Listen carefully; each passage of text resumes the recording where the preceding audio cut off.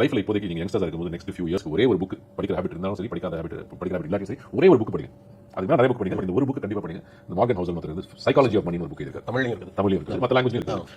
அதை நீங்க படிங்க. லைஃப் இந்த வீடியோவில் அரவிந்த் சாமி சார் சொன்ன மாதிரி த சைக்காலஜி ஆஃப் மணி அப்படின்ற புக்லேருந்து 2 முக்கியமான கான்செப்ட் தான் நம்ம பார்க்க போகிறோம். அதில் ஃபர்ஸ்ட் என்ன அப்படின்னு சொல்லி பார்த்தீங்கன்னா, த காம்பவுண்டிங் எஃபெக்ட். நம்ம எவ்வளோ சீக்கிரம் ஒரு அமௌண்ட்டை இன்வெஸ்ட் பண்ணுறதுக்கு ஸ்டார்ட் பண்ணுறோமோ, அது அவ்வளோ சீக்கிரம் நமக்கு வந்து பார்த்தீங்கன்னா பெரிய வெல்த்தாக உருவெடுக்கிறதுக்கு ரொம்ப ரொம்ப யூஸ்ஃபுல்லாக இருக்கும். ஒரு உதாரணத்துக்கு நம்ம செஸ் போர்டில் 64 ஸ்கொயர் இருக்கும். அந்த 64 ஸ்கொயர்லையும் நம்ம ஒரு அரிசியாக டபுள் பண்ணிட்டே வந்தோம் அப்படின்னா, அந்த 64 ஸ்கொயரை ஃபில் பண்ணுறதுக்கு இந்த உலகத்தில் இருக்க எல்லா அரிசியும் கொண்டு வந்தாலுமே முடியாது. ஸோ இதுதான் பவர் ஆஃப் காம்பவுண்டிங் அப்படின்னு சொல்லுவாங்க. செகண்ட் என்ன அப்படின்னு சொல்லி பார்த்தீங்க அப்படின்னா, the investment is not expensive. அதாவது என்னன்னா, நம்ம இன்வெஸ்ட்மெண்ட் பண்ணணும் நினைக்கிறோம் அப்படின்னா ஒரு பெரிய அமௌண்ட் வச்சு தான் இன்வெஸ்ட்மெண்ட் பண்ணணும்ன்ற அவசியம் எதுவுமே கிடையாது. நம்ம சாதாரணமா ஒரு 500 வச்சு நிஃப்டி 50 மாதிரி இண்டெக்ஸ் ஃபண்ட்ல கூட இன்வெஸ்ட்மெண்ட் பண்ணி நம்மளோட ரிட்டர்ன்ஸ் ஸ்டார்ட் பண்ணலாம். சோ இந்த மாதிரி இன்வெஸ்ட்மெண்ட்டை நீங்களும் ஸ்டார்ட் பண்ணுங்க. எவ்வளவு சீக்கிரம் ஸ்டார்ட் பண்றீங்களோ அவ்வளவு சீக்கிரம் அது பெரிய வெல்த்தா உங்களுக்கு கிரியேட் பண்றது ரொம்ப யூஸ்ஃபுல்லா இருக்கும். இந்த மாதிரி ஃபினான்ஸ் ரிலேட்டட் நியூஸ் டாபிக்ஸ் பத்தி தெரிஞ்சுக்கிறதுக்கு ஃபினான்ஸ் பீட் சேனல் ஃபாலோ பண்ணுங்க. தேங்க்யூ.